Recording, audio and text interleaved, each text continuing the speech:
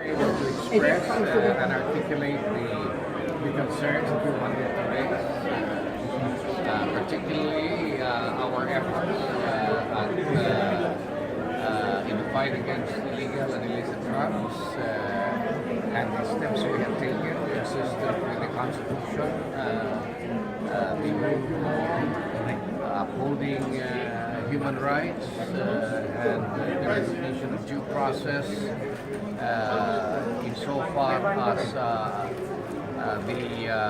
what they call this, the prosecution and even rehabilitation, the suppression, prosecution, and rehabilitation of those concerned. So it's a very holistic approach that we explain to them is at the foundation of our efforts in the fight against illegal drugs. Sir? But were those things ever discussed already, or were those things that you come up with? This was part. No, there were no. The process in the ASEAN is that there is really no discussion the way we know it as a discussion where one speaks and then one interpolates or anything like that. Yeah. The discussions there are done through what is known as intervention, where we just make statements and on the agenda. Was the statement? How was it received by the others? It was received, and it will be part of the records. That Sir? will be part of the resulting documentations or outcome documentations of the ASEAN Summit and the other related summits. Sir, is it true that the president showed a picture? How's that? Did the president show a picture somewhere in the East Asia Summit, sir? No, the president made a presentation, Yes. made a statement. Of course, he preceded that with an impromptu speech about what he felt were unfair criticisms, especially with respect to violation of human rights. And so this will all be part of the documentations and records of the ASEAN.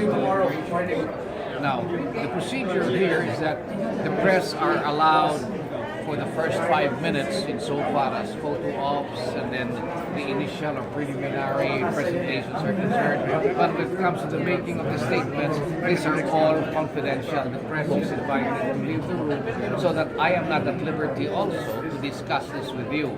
But rest assured that once this forms part of the records, it will be public documents that can be shown later on. One Sure, delegate said that the situation at the time, right after he delivered his presentation, the situation, he said, allegedly was quite tense, and they shocked. were quite shocked. I do not know what basis and under what circumstances he made those statements, but I have no basis to affirm that or confirm that because as far as I'm concerned, the situation was never tense. Sir, did he make a statement regarding some massacres some century ago? As I said, that the statements that he made are part of the records, and for now I am not at liberty to mention them because I will be breaching the protocol of the processes of the summit.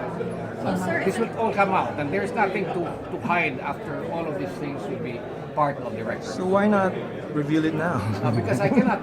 As I told you, the procedure is that when you make these statements, the press are already made to leave or invited to leave. And if I will say this now, I will precisely be violating that internal procedure. So, sir, if it wasn't But rest then- assured that what the president said and the statements that he made in his intervention comments were all received well by many, and this will all be part of the record. Was there any indication as to Obama's reaction after he made that presentation? Oh, I will affirm to you that President Obama was there, and President Obama did not react. He just sat there and listened to the president attentively. So he didn't say anything. No. Sir, did he shake his hands after leaving? Oh, the president had the opportunity to really meet President Obama very briefly. And in fact, they had a brief chat, and the conversation and the shaking of hands was very warm. They did shake hands, sir. Excuse me? They did shake hands before Obama left.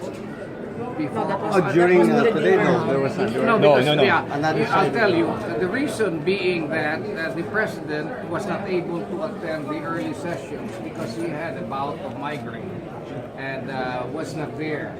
But at the time of the East Asian summit, he was there, and President Obama was there.